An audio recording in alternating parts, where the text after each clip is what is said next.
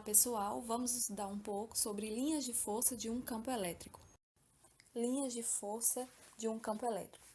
Às vezes, o conceito de campo elétrico pode parecer um pouco abstrato, já que não é possível enxergar o campo elétrico diretamente. Por isso, vamos usar as linhas de força do campo elétrico, também chamadas de linha de campo, para facilitar a visualização e interpretação do campo elétrico. Quais informações obtemos com as linhas de campo? As linhas de campo indicam a direção e o sentido do campo elétrico. Se observarmos também o espaçamento das linhas de campo, obteremos informações sobre o módulo do campo elétrico em cada região.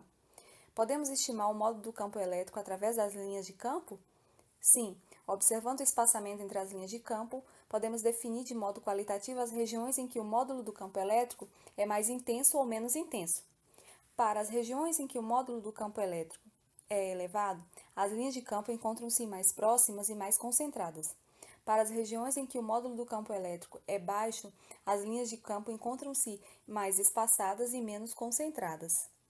Quando temos uma linha de campo elétrico, podemos definir o vetor campo elétrico em diferentes pontos da linha de campo, isto é, seja os pontos P e R.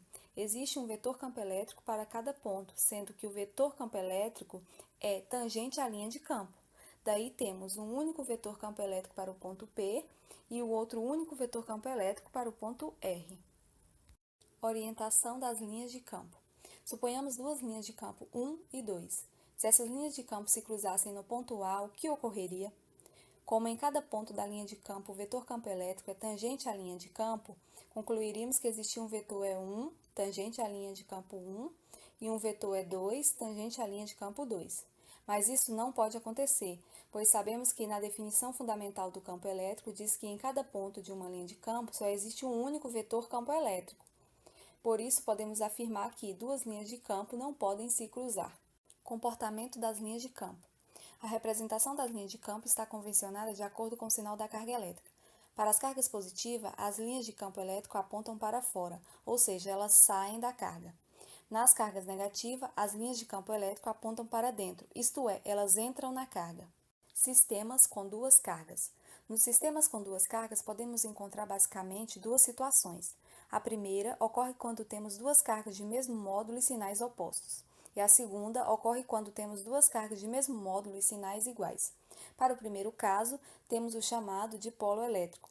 Neste caso, as linhas de campo saem da carga positiva e entram na carga negativa. No segundo caso, vamos considerar que as duas cargas de mesmo módulo têm o sinal positivo e as linhas de campo podem ser representadas conforme figura 13b. Em ambos os casos, podemos observar regiões de campo forte e regiões de campo fraco. Campo elétrico uniforme.